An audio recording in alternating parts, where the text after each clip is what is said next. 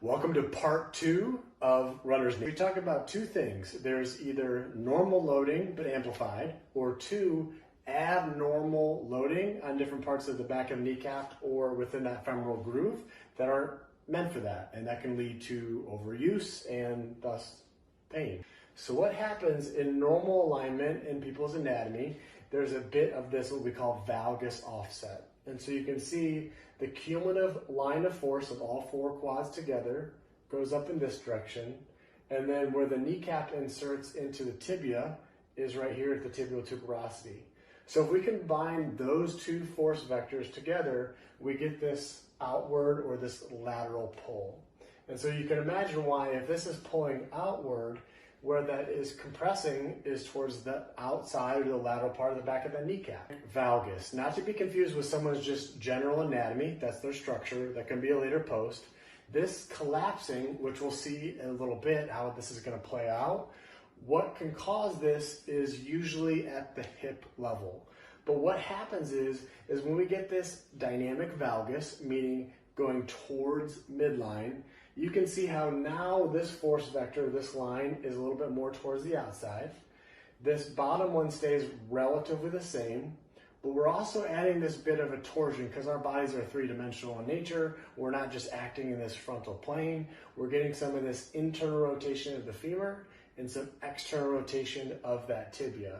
So what happens is with this new alignment or this collapsing, you can see we have now even more of this pull, this lateral pull towards the side. So what's that going to do?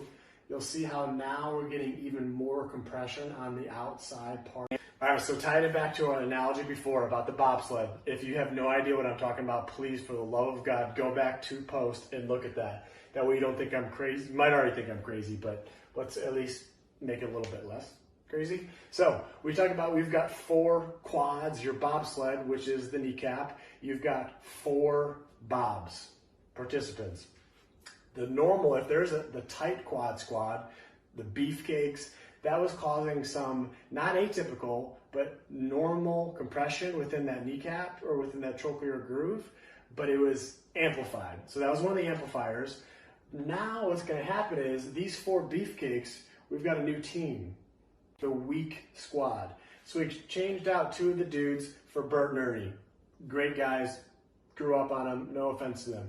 But they're not even. They don't pull the same weight, they don't weigh the same. So in this scenario, we're going to get some abnormal tracking because the kneecap is going to be loaded very differently. And so how this could play out is in that groove, in that course, we're going to see now it's going to be wearing towards that outside just a bit more because it's uneven. We're getting more pull towards that outside. My sister still doesn't follow me on Instagram. She still hasn't even seen most of my posts. So this is her. So we'll see how long this takes her to realize that I'm kind of picking apart her running here. So interesting enough though, she's had 2 hip surgeries, and what we'll see is a lot of manifestations of her running form that we could be cleaning up if she'd listen to me. We're going to see that dynamic valgus that was created. Is that from a weakness issue, which is what this is all about, or is it technique? Is it the way that she's running? And that's what's going to be covered in the third and the final part of the series of running form.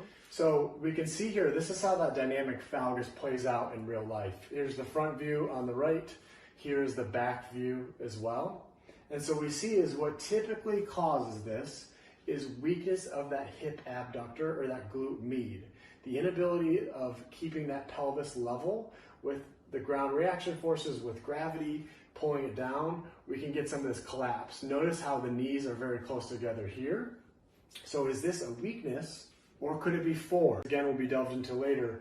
Crossing midline, and this is just as a result of crossing or having that narrow stance pattern, we're getting the same relative dynamic valgus, and it could be her glute strength is fine. And that's where the FRS testing for glute strength comes into play. That's where, hey, we work on some of these drills to try to make you not cross midline, or if you're not crossing midline anymore and you're still getting this pelvic drop, then it's a weakness or a stability issue. Strengthen these guys, your glute max and your glute med. The glute med, for all of those reasons that I mentioned before about keeping that pelvis level, preventing that collapse, that valgus, that compression on the outside part of the kneecap. And your glute max, and you'll notice when we're doing these exercises, they're somewhat loading on the knee joint. If it is bothering you, I have a modification of with those bridges of not doing the concentric portion where you're just going up and down on one leg. If you're going on one leg, it's just doing that eccentric or the lowering phase. And also you can raise or elevate your back up a bit higher using that case of water bottles like I did, and also just not go down as low with your butt so you have less knee flexion, less of that compression as well if we're trying to heal that area. So by working on your glute max activation, more so than actually just strengthening because we're using your body weight, that's going to help with that forward propulsion. When we get into the technique, we'll see a little bit more there of less quad dominance the entire time, and let that glute max, which is very well equipped for, to help propel you forward. So these are going to be our two culprits that we're going to work on.